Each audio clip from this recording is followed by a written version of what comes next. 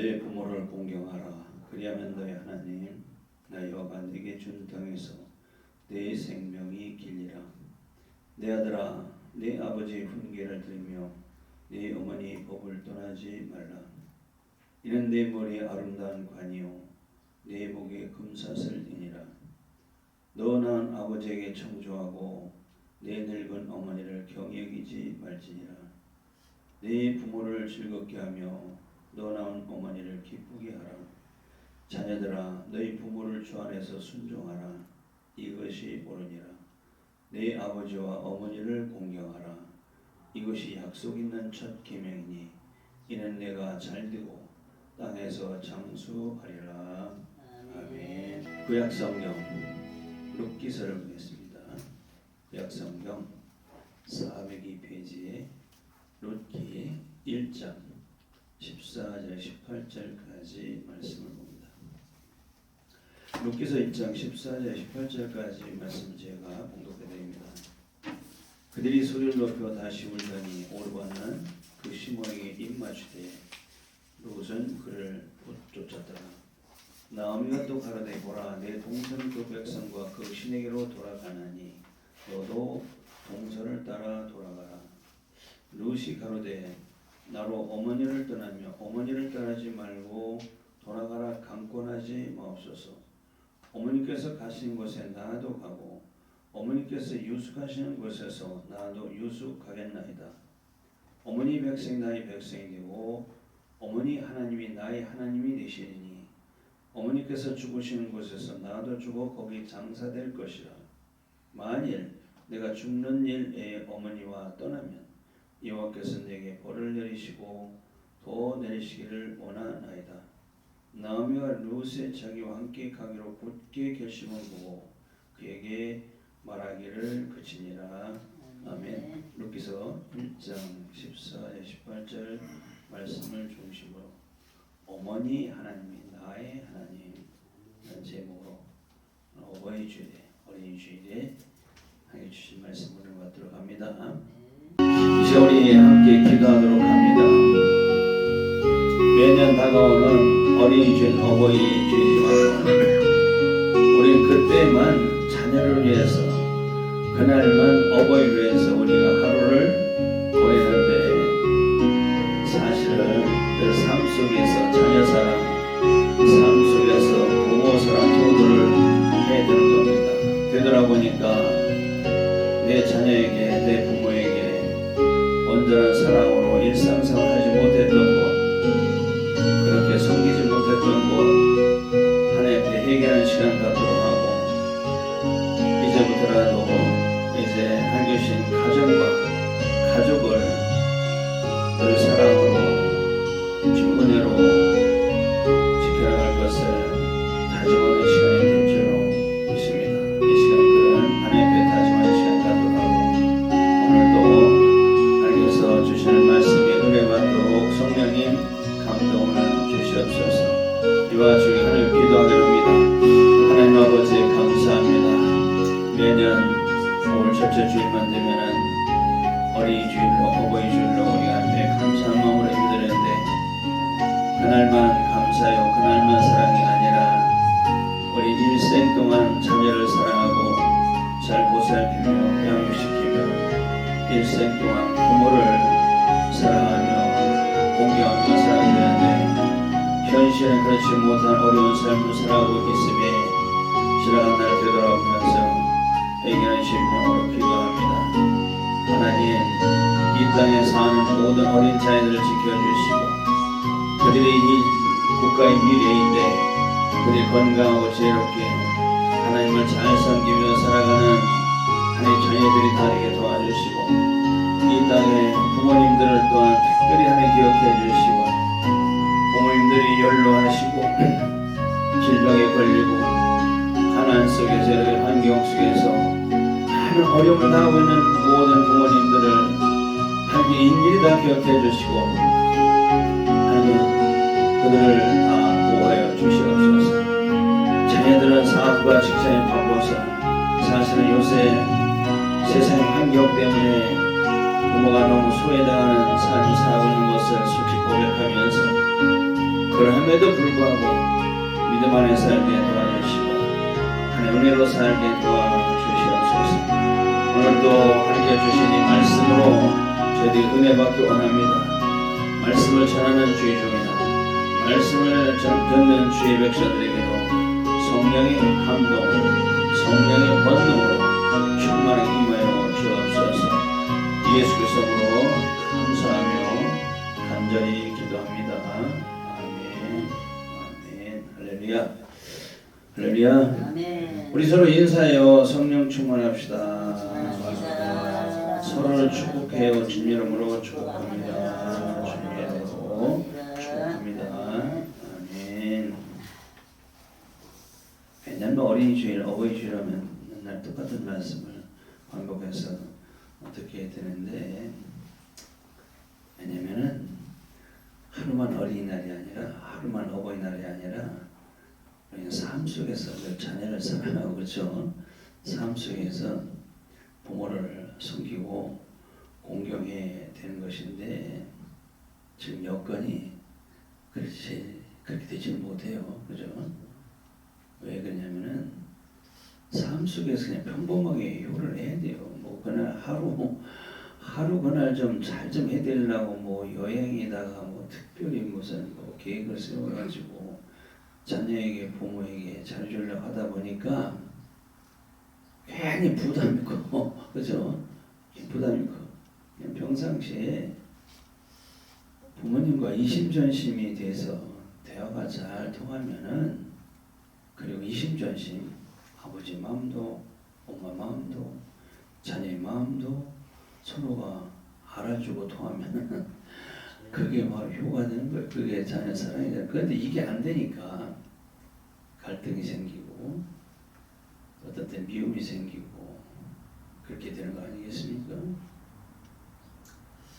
그래서 가난농군학교장의 그 삶 속에서 효를 우리가 이제 해야 되는데, 이제는 그런 효가 이 시대는 적용이 안 돼요. 그렇죠? 부모에게 효를 할 환경이 안 돼. 왜 그런 줄 아십니까? 핵가족이니까. 옛날처럼 대가족이 되어서 부모 형제들이 함께 살면은 이렇게 되는데, 이제는 핵가족 따로따로 살기 때문에 안 된단 말이에요. 그렇죠? 거기다가 이제 요양원에 거의 다 가게 되니까 효를 하고 싶어도 못해요. 안 그렇습니까? 그래서 이 시대에 부모에게 효도를 하라는 얘기는 할 필요도 없어요. 사실은 맞지도 않아요. 그 시대가 안 되기 때문에 사실 마음이 안타깝죠. 같이 살아야 되는데, 같이 살아야 부모님과 함께 신앙생활하는 거, 부모님을 모시고 신앙생활 할 수 있도록, 믿음생활 할 수 있도록, 이게 효란 말이에요. 가장 큰 효라고 그랬죠. 그 효 10계명 중에서. 그리고 함께 살아야 부모가 뭘 물어보면은, 그죠? 잘 대답해야 되는데, 한 달씩 궁금해도 물어볼 게 있어 물어볼도 못하지. 뭐 자녀들이 대답도 못하지. 함께 살아야 늘 부모 앞에서 정말 표정을 밝게 해서 부모님의 마음이 안심하고 기쁘게 해드려야 되는데, 뭐 그런 표정도, 좋은 일 있어도 부모님 그 즐거운 표정을 보여줄 수도 없고, 부모님 앞에서 표정을 밝게 하셔야 돼요. 부모님 앞에서 늘 근심 어린 눈, 괴로운 그런 모습으로 이렇게 부모 앞에 자꾸 보이면요, 부모는요 매나 괴롭고 힘들어요. 그러니까 부모에게 효를 한다는 일상생활에서 내가 힘들고 괴로워도 부모님 앞에서는 표정을 좀 밝게 해야 부모가 걱정을 안 하지. 그죠? 그 부모는 밖에 일이든지 대소사, 뉴스가 어두우니까 듣는 게, 특별히 가족들, 대소사의 자녀들, 뭐 손자들 그렇잖아요. 그 궁금증을 잘 풀어줘야 돼요. 자, 얘기를 해가지고, 그죠? 궁금하니까. 그리고 노인 된 그 소득이 없는 부모님은 그렇죠. 용돈을 작은 돈이라도 정기적으로 드리라 그랬어요. 그냥 늙으신 부모님들 계획 있는 삶을 살죠. 그게 큰 돈 드리라는 게 아니에요. 노인이 무슨 큰 돈을 쓰겠습니까? 노인한테 아버지 어머니한테 용돈 드려봐야 그 어디로 가겠습니까? 도로 손자들한테 가는 거예요. 사실은 그렇죠. 가까이 있으면 근데 뭐 볼 수도 없지. 그리고 가끔 가다가 나이 드신 부모님은 요새 그런 바깥에서 그 젊은 사람들이 잘 먹는 그런 음식은 별로거든. 그래서 형태적인 그런 음식을 사드리는 것이 좋아요. 집에서도 그걸 만들어야 되고, 그리고 노인이 되면은 잘 예물을 잘 가꾸지 못해요. 지저분합니다. 그래서 예물을 좀 깨끗하게 해야 되고, 그죠? 그리고 일거리를 좀 어떻게 알아서 만들어야 되고, 소일거리를. 그리고 친구를 좀 만나도록 그렇게 해줘야 돼요. 친구가 굉장히 중요합니다. 나이 드신 어른들은. 근데 뭐 친구 만날래도 교통편도 그렇고 문제는 물질도 없고 그래 얼마나 외롭습니까. 그리고 가끔가다 나이가 드신 아버지 어머니는 몸이 아파요. 말은 안 해요. 자기들한테 말하니까 우리 아버지 어머니는 아프지 않은가 보다 전부 다 그렇게 생각하고 우리 아버지 어머니는 아프지도 않은가 봐. 말은 안 해요. 자기들한테 걱정을 줄까 봐 가지고. 그래도 손이라도 좀 주물러. 손발이 저리거든. 등도 가렵고 그러니까 손발도 좀 만나면 주물러드리고 어디 가려운데 손이 안 닿으니까 긁을 수가 있네. 긁어도 좀 드리고 이거 뭐 큰 게 아니에요. 그죠? 삶 속에 평범한 삶 속에 사는 그런 효인데 이게 안 된단 말이에요. 왜? 함께 살지 않으니까. 그죠? 그리고 더 몸이 불편하면 요양원에 다 보내니까 아예 이 시대는 효라는 것은 그림의 떡이다. 그래서 뭐하냐는 그 효에 대해서 강단에서 계속 설교로 해본들 그거 다 그림의 떡이고. 그래서 그러니까 뭐 상식적인 그런 얘기는 효에 대한 얘기는 이제 그만하기로 하고 그렇죠? 그만하기로 하고 어쨌든 삶 속에서 평범한 그 효를 평상시 하도록 하시면 돼요. 가장 중요한 것은 저 마음이 통해야 돼. 이심전심이 되면은 그게 효가 된단 말이에요. 근데 이게 안 돼. 그렇죠? 그런 것도 이제 알아두시면 좋겠죠. 세상에 어느 부모가 자기들한테 힘들게 사는 부모들한테 자꾸 뭘 요구하겠어요? 안 하지. 안 합니다. 그것도 알아주는 것이 이심전심 아니에요? 자식들이 얼마나 밖에서 그 생존 경쟁 속에서 직장생활 사업하면서 그 약육강식의 그 사회에서 얼마나 힘들게 살아간다는 걸 부모가 모르나요? 알죠. 안단 말이에요. 그렇게 이심전심이 되면은 그게 효가 된다, 성김이 된다는 것도 이제 우리가 알게 되죠. 자, 성경을 보면 말이에요. 하나님께서 눈에 보이는 땅의 부모를 굉장히 높여주셨어요. 높여주셨습니다. 왜 그랬을까? 그렇죠? 어떻게 높여주시는가 보면은 레위기 19장 3절에 보면은 레위기 19장 3절 봅시다. 보면은 각 사람은 부모를 경외하고 그랬어요. 경외, 요 말이 중요합니다. 그러시면서 레위기 19장 14절에 보면 네 하나님을 경외하라 했다.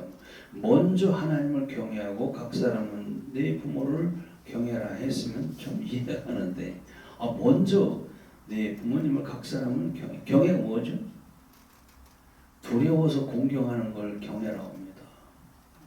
이 경외라는 말은요, 알아두세요. 하나님께만 쓰는 단어입니다. 사람에게는 이 말을 쓸 수가 없어요.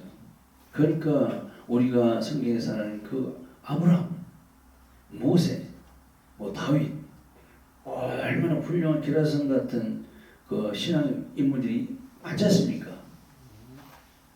그런 사람들을 경외하라 이렇게 하는 말이 없단 말이에요. 그죠? 비록 못났어도 내 부모를 경외하라 하겠단 말이에요. 그러니까 얼마나 부모님을 높여줍니까? 그러면서 하나님을 경외하라 하겠단 말이에요. 그래서 하나님을 잘 경외하면은 부모님을 잘 경외하고 상관관계가 있어요. 부모님을 잘 공경하면은 하나님도 잘 공경하는 그게 말이 성립이 돼요. 그런데 하나님을 잘 공경한다고 하면서 부모를 공경하지 않는다든지 부모를 잘 공경하는데 하나님을 공경하지 않는다면은 이게 공경이라는 말이 경외라는 말이 성립이 안 된다는 겁니다. 그래서 성경에서는 이 부모 공경에 대해서는 해도 그만 안 해도 그만 그게 아니에요. 그래서 하나님께서 10계명 중에서 제5계명에 그 부모를 공경하라고 분명히 주셨죠. 출애굽기 10장 12절에 내 부모를 공경하라. 그리하면 너희 하나님 나 여호와가 내게 준 땅에서 내 생명이 길리라고 했어요. 다른 계명에는 이 조건부가 안 붙어 있었거든요. 근데 여기는 조건부 축복이 붙었단 말이에요. 그리하면 뭐하면 부모를 공경하면은 하나님 준 이 땅에서 내가 잘 되고 내 생명이 길리라. 그랬단 말이에요. 조건부 축복을 주시는 명령이에요. 그래서 이걸 해도만 안 해도만 아니라 하기 싫어도 해야 돼요. 왜냐하면은 하나님 명령이기 때문에 그렇습니다. 그래서 에베소 6장 1절에서 4절을 보면은 더 자세히 또 우리에게 또 가르쳐 주시죠. 에베소 6장 1절 4절 보면은 뭐라고 했습니까? 자녀들아 너희 부모를 주 안에서 순종하라. 이것이 옳으니라. 네 아버지와 어머니를 공경하라. 이것이 약속 있는 첫 계명이니 이는 내가 잘되고 땅에서 장수하리라. 이거 조건부 축복이 거기 있습니다. 그렇죠? 주 안에서 믿음 안에서입니다. 순종하라고 말이에요. 공경한다고 하면서도 순종하지 않으면은 순종이 우선입니다. 그래야 부모님을 공경해야 되는 것이지. 순종도 하지 않으면서 어느 때 좋은 음식 사준다 해서 그걸 부모 공경이라고 할 수 없게 되겠죠. 그래서 거기에는 약속이 붙었어요. 네가 잘 된다고 말해요. 그렇죠? 잘 되게 해주죠. 그리고 땅에서 장수하리라. 그렇지 않습니까? 부모 공경은 이렇게 하나님께서 조건부 축복을 주셨다는 것이 참 우리에게 꼭 알아둬야 되는 일이겠죠. 그러면 자녀들에게는 어떻게 되느냐? 오늘 어린이 주니까 사절 보면은 또 아비들아 너희 자녀를 노엽게 하지 말고 오직 주의 교양과 훈계로 양육하라 그랬어요. 그래서 자녀들이 학대를 많이 받는다고 그러는데 누가 자녀를 학대할까요? 남이 하나요? 아니요. 부모가 학대하는 겁니다. 부모가 자녀를 학대하는데 그래서 자녀는 그냥 사랑으로 이렇게 키워야 된다 이렇게 주장하는 분도 있는데 그것만도 아니에요. 물론 사랑으로 양육해야 되겠지만은 자녀가 자랄 때 그때 어떻게 하나님 말씀 주의 교양과 훈계로 양육하라고 했지 않습니까? 하나님 말씀으로 키우고 훈계도 하라는 거예요. 그렇죠? 그 자녀가 잘못할 때는 야단도 칠 줄 알아야 돼요. 더 잘못하면은 매로 그 잘못된 버릇을 다스려서 고치게 해야 되는 것이 성경에서 우리에게 주시는 자녀에 대한 사랑이라는 것을 알게 되지 않습니까? 그래서 부모를 공경해야 될 이유는 그냥 윤리 도덕적으로 당연한 거예요. 그렇죠? 근데 특별히 성도는 하나님의 명령, 10계명, 5계명이 있기 때문에 반드시 하나님을 섬긴다고 하는 모든 백성들은 부모를 꼭 공경해야 된다는 것이죠. 그러니까 하나님 명령을 지키면 어떻게 되는 거예요? 하나님의 순종하는 거죠. 그게 또 하나님을 공격하는 거예요. 근데 그렇게 하지 않으면서 하나님 공격한다면은 이게 말이 효가 성립이 안 된다는 사실을 깨닫게 되죠. 자, 이런 축복을 약속해 주신 이 부모 공경인데 이 하나님 약속하신 이 어마어마한 축복을 아무나 받는 게 아니에요. 그렇죠? 누가 받겠어요? 부모를 모시는 자가 받는단 말이에요. 부모를 모시는데 맨날 홀대하고 그냥 학대하고 그런 사람은 안 되고 잘 공경하는 사람이 되겠죠. 그러니까 부모가 자녀를 많이 낳았어. 뭐 3남매, 5남매, 7남매도 막 낳고 그래서 형제들이 많은데 그 중에서 누가 복을 받는다고요? 부모를 모시는 자가 받는다니까요. 그래서 아무나 복을 받는 게 아니에요. 받고 싶어도 안 돼요. 그렇죠? 뭐 5남매, 6남매가 있다 하더라도 부모를 모시는 아들, 딸이 하나밖에 없어요. 다 함께 모실 수가 없단 말이에요. 그러니까 부모를 모시는 자가 이 축복을 받게 되는데 그러니까 이 말씀 알아야 돼. 근데 요새 보면 내가 왜 하필은 나냐. 우리 힘들어 죽겠는데 저 형제들도 많고 언니도 많은데 왜 내가 부모를 모시고 살아야 되느냐 이게 얼마나 불평하고 싸우는 사람들이 많잖아요. 솔직히 그렇죠. 되게 불평한다고. 왜 내가 모셔야 돼? 그 싸움이 일어나는데 이 말씀을 보고 깨달으셔야 돼요. 그래서 그러면은 원망 불평하지 말고 5남매 3남매 중에서 나한테 부모를 모시게 된 이 절의 축복의 기회를 하는 게 나에게 주셨구나. 이렇게 생각을 바꿔야 된단 말이에요. 그렇죠? 그래야 형제가 싸우지도 않고 내가 부모를 모신 이거 나한테 하나님께서 부모를 모실 수 있는 절호에게 축복의 기회를 나한테 주셨구나. 이렇게 생각을 바꾸면은 기쁘게 된단 말이에요. 그래서 정말 그렇게 하나님께 주신 이 축복의 기회를 내가 받았으니까 부모를 잘 모시면은 하나님 약속하신 그 축복 땅에서 잘 두고 장수하는 그 축복을 받게 될 줄로 믿습니다. 얼마나 좋아요 그게. 이렇게 가르쳐 줘야 돼요. 근데 사실 그 축복을 다 놓치고 있어. 핵가족 시대니까 어떻게 부모를 모실 수가 없어. 여행에 다 보내야 그런 축복을 다 잃어버리고 사는 우리들의 모습을 또 깨닫게 되지 않습니까? 지금 윤리 도덕적인 부모 사랑에 대한 것은 다 이제 아시는 얘기니까 그만하고 오늘 본문에 들어가서 이 룻기서를 보면 말이에요. 누구에 대한 얘기냐면 고부가 시어머니와 며느리에 대한 얘기, 정말 아름다운 드라마 같은 고부간의 사랑 얘기가 나오지 않습니까? 우리 흔히 며느리도 내 자식이에요. 그렇죠? 사위도 내 자식이에요. 똑같아요. 근데 아무리 그렇게 얘기를 해도 고부간의 갈등은 이 시대에 해결이 안 되는 영원한 숙제라고 그러지 않습니까? 성경에서 이렇게 목사님이 며느리와 고부간의 이 룻기서를 통해서 서로 자식이요, 어머니요 이렇게 해서 사랑의 일과 얼마나 많이 듣고 읽고 있지 않습니까? 그런데도 해결해야 돼. 윤리 도덕적으로 세상에서도 다 상식적으로 이렇게 얘기하죠. 고부간에 자식도 사위도 자식이고 딸도 내 딸이고 내 자식이고 어머니 시어머니도 내 어머니고 그렇게 사랑하라고 얼마나 많이 가르치는데도 영원한 숙제 잘 안 된다 그 말이에요. 뭐 세상은 그렇다 하더라도 우리는 이제 성경에서 보니까 룻기서를 보니까 이거는 진짜 우리가 꼭 그렇게 해야 되는구나. 며느리 자식으로 시어머니 어머니로 며느리를 내 딸로 사랑하는 고부간이 되야 될 줄로 믿습니다. 그걸 알아야 돼요. 근데 그렇게 되면은 성경적 원리를 좀 알아야 돼요. 그래서 오늘 본문에서 다시 들어가 보면은 어떤 교훈을 주신지 알아봅시다. 룻기서의 주인공이 룻이에요. 그렇죠? 룻이라는 여인입니다. 며느리죠. 둘째 며느리. 이 룻이 주인공이기 때문에 그래서 룻기서라 이렇게 얘기합니다. 당시 상황이 어떤 시대였냐면 사사시대라고. 사사시대. 사사시대는 왕이 없어. 이스라엘 나라에 왕이 없이 사사가 다스리는 시대를 사사시대라고 합니다. 그 백성들의 구심점이 되는 왕이 없으니까, 그죠? 왕이 없으니까 백성들이 어떻게 사냐면은 그냥 자기 소견에 오른 대로 그냥 살아.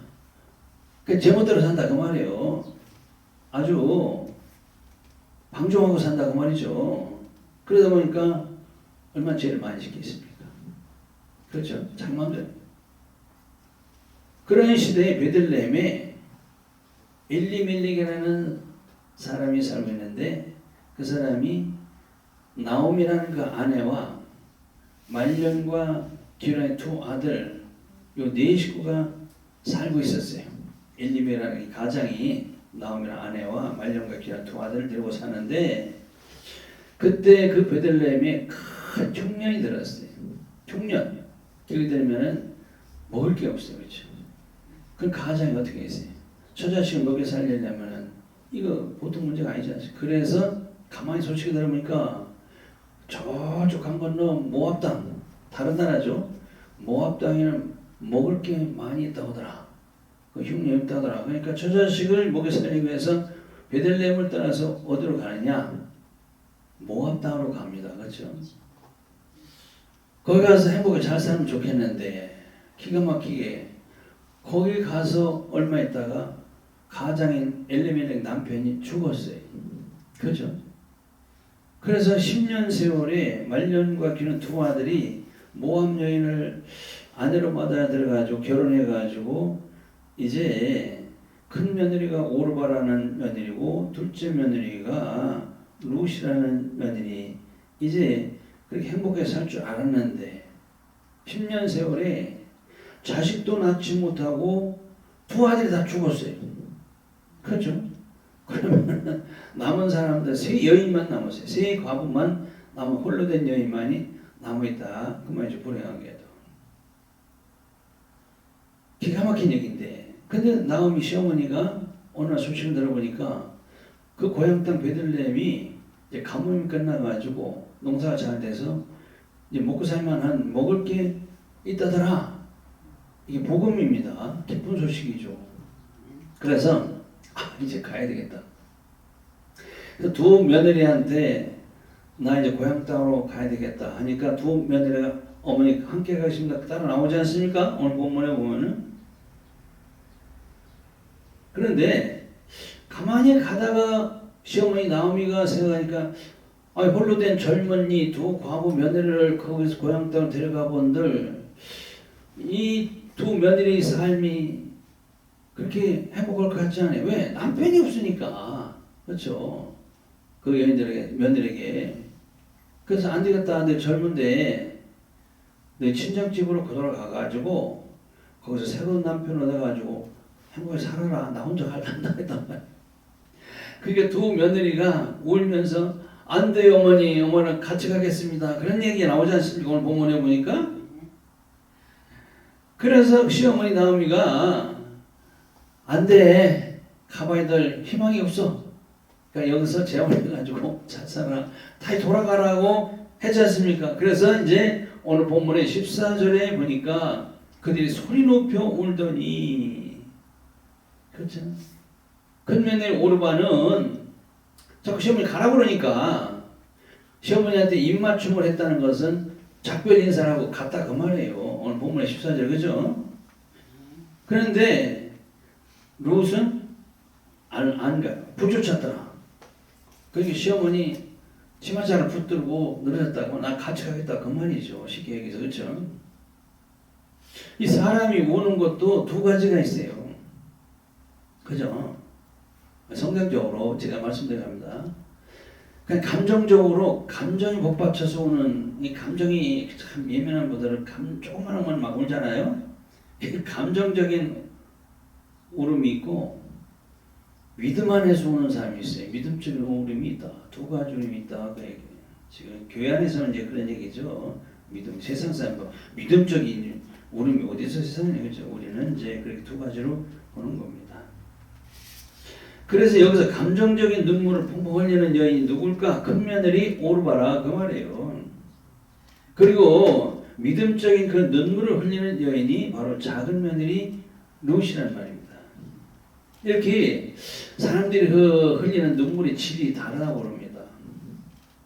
자, 교회 안에서 신앙도 두 가지가 있어요. 감정적인 신앙이 있고 말씀하는 신앙이 두 가지가 있습니다. 그게 무슨 얘기냐? 감정적인 신앙을 가지는 성도는 감정이니 감정으로 예수 믿으니까 기분이 좋고 나쁨에 따라 자꾸 변덕이 심해. 그렇죠? 굉장히 변덕스럽습니다. 보면 알아요. 기분 나쁘면은 그렇죠? 기분이 좋으면 보면 알잖아요. 그런데 이 말씀으로 그 말씀하던 그 믿음의 그 성도 보면은 변함이 없어요. 아주 요동치 않고 견고한 그 신앙의 사람들이 그런 분들입니다. 그러니까 큰 며느리 오르바는 시어머니에게 입 맞추고 작별 인사하고 친정으로 돌아갔고, 작은 며느리 룻은 그를 부쫓았다는 말은 나는 어머니 꼭 따라가겠습니다. 붙들고 늘어졌다 그 말입니다. 그래서 이제 큰 며느리를 갔어요.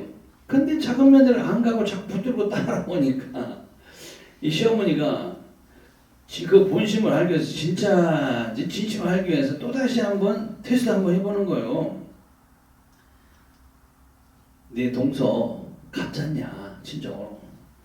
그래 너도 가 친정으로. 그렇죠? 15절 16절 보니까 돌아가라 이제 하는데 16절에 룻이 가로되 나로 어머니를 떠나면 어머니를 떠나지 말고 돌아가라 강권하지 마옵소서. 어머니께서 가신 곳에 나도 가고 어머니께 유숙하시는 곳에 나도 유숙하겠나이다.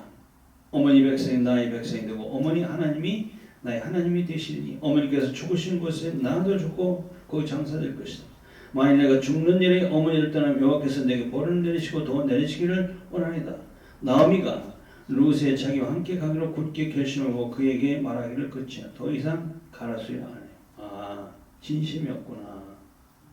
그래서 이제 우리는 나오미와 룻 간이 고부 간의 정말 아름다운 사랑의 이야기다. 목사님 내가 이제 그렇게 이제 끝나버리죠. 이래야 됩니다. 시어머니와 고부 간에 이래야 돼요. 할렐루야 이렇게 끝난단 말이에요. 거기서 끝나면 안 돼요. 이 룻의 고백이 뭐냐면은 바로 성도들의 신앙 고백이 된다 그런 얘기입니다. 성도의 신앙 고백이.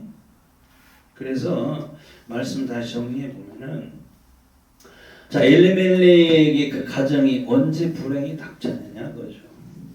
언제 불행이 여기에서 베들레헴을 꼭 알아두셔야 돼요. 성경에 인명과 지명과 숫자는 지대한 영적인 의미를 가지고 있습니다. 있는 그대로 보면은 그걸 잘 몰라요. 베들레헴이라는 뜻은 말이에요. 떡집이라는 뜻입니다. 떡집. 알죠? 저 베들레헴 떡집. 배의 집이고 우리 형은 떡이라는 떡집. 떡이 나오는 집인데 베들레헴이 우리에게 이 시대에 뭐냐 그 말이에요. 그냥 뭐 이스라엘은 베들레헴이겠지. 예수님 탄생시가 다 아는데 그렇게 말하면 안 되니까 떡집. 이제 바로 주님 가르쳐 주셨잖아요. 오병이에서 내가 떡이다 그랬지 않습니까? 내가 하늘에서 내려온 떡, 산 떡, 참떡, 생명의 떡이다. 그래서 베들레헴은 말씀이 나오는 교회를 의미하는 것이구나. 그 바로 교회를 의미합니다.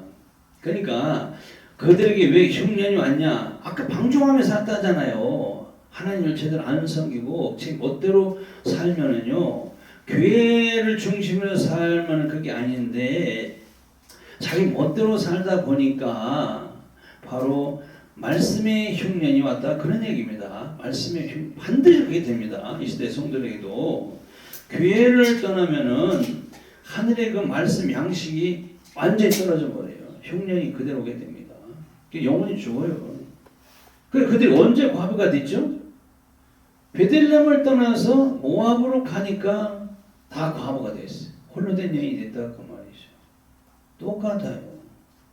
이 시대도 우리 성도님들이 말씀이 나오는 교회, 말씀 있는 교회를 떠나서 방종하고 살면은 분명히 말씀의 기근과 기갈이 오게 됩니다. 흉년이 오게 돼요.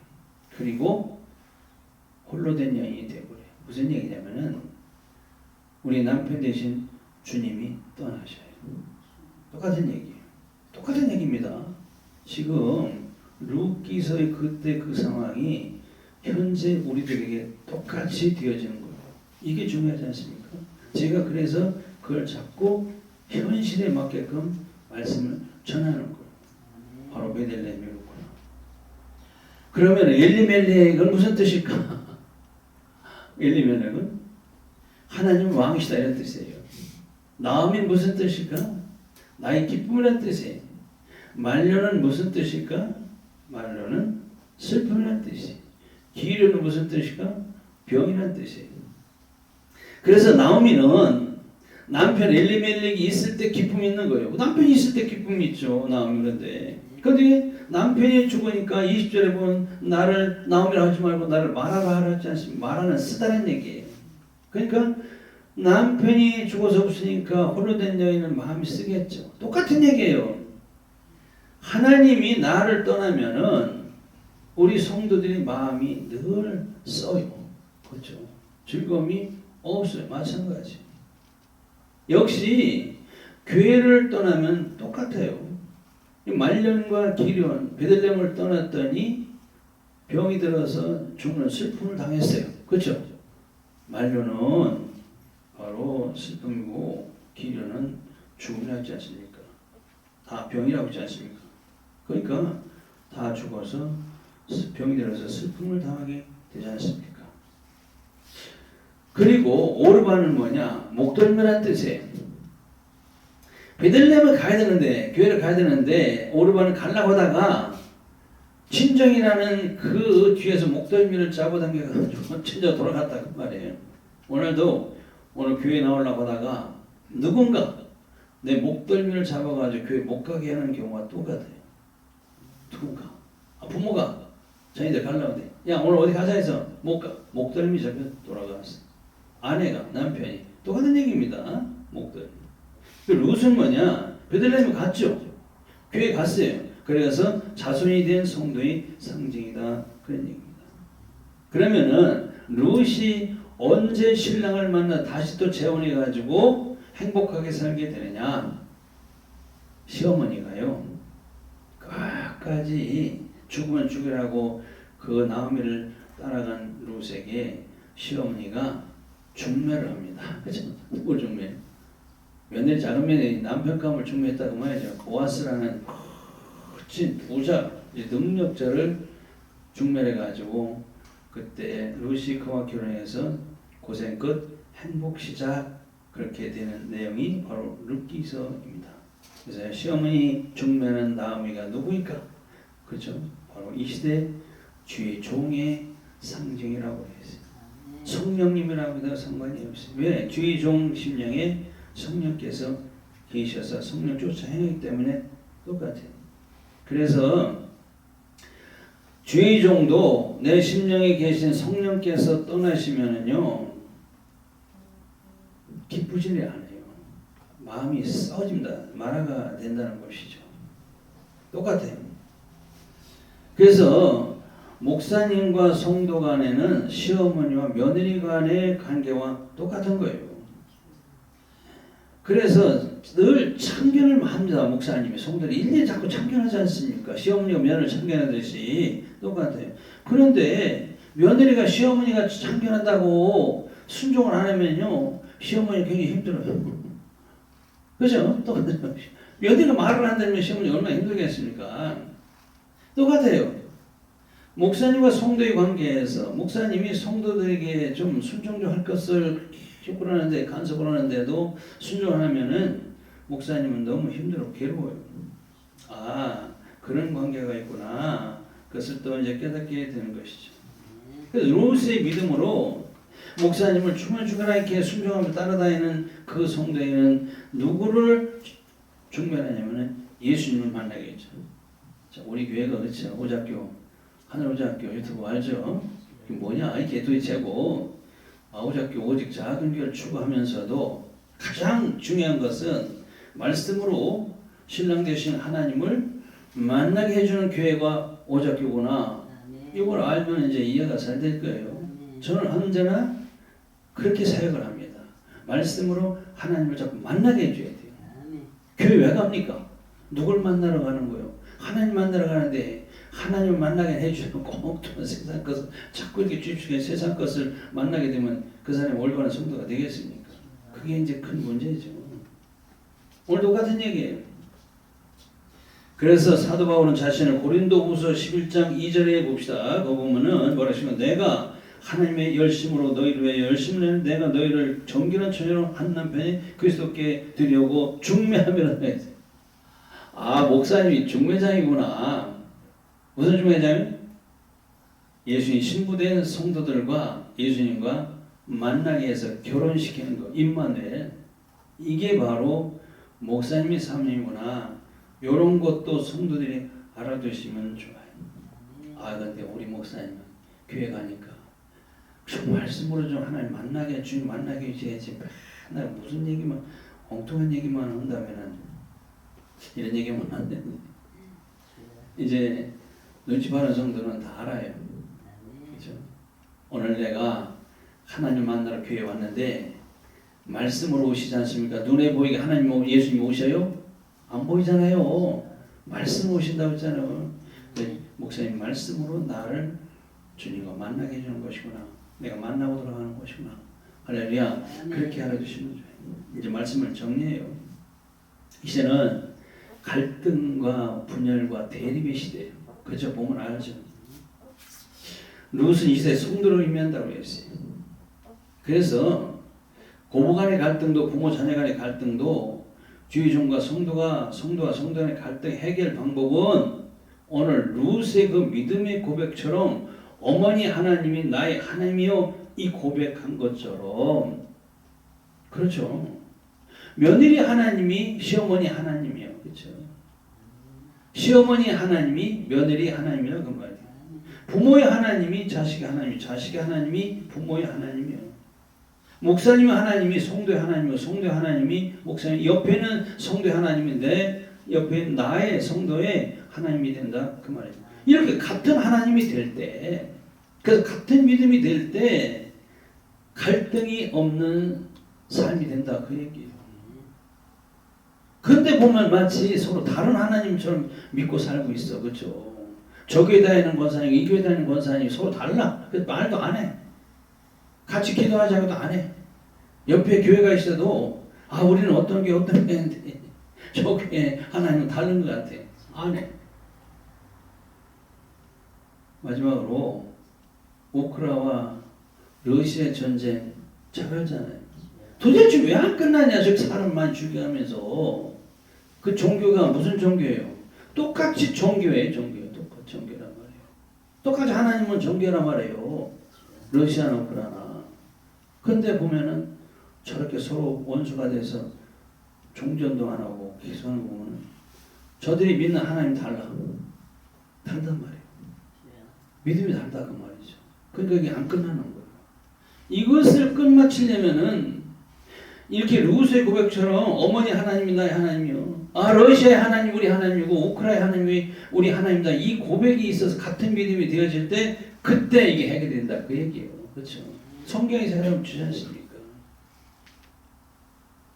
노벨 평화상 받고 맨날 뭐 평화 해야 돼요. 될 때까지 그게 안 되지. 안 되는 거예요. 예수 안에서 같은 하나님, 같은 믿음이 되어질 때 이 세상의 갈등은 해결될 줄로 믿습니다. 기도하시겠습니다. 하나님, 이 세상의 갈등과 대립과 끊임없는 싸움이 세상에서 이걸 해결할 수 있는 방법은 룻의 그 신앙 고백이 되어질 줄로 믿습니다. 어머니 하나님이 내 하나님이야. 룻의 하나님이 시어머니 하나님. 같은 하나님, 같은 믿음이 되어질 때 바로 이 세상의 갈등과 대립과 미움과 전쟁이 끝나게 될 줄로 믿습니다. 그런 믿음의 고백들이 되어지게 도와주시옵소서. 예수님 이름으로 기도합니다.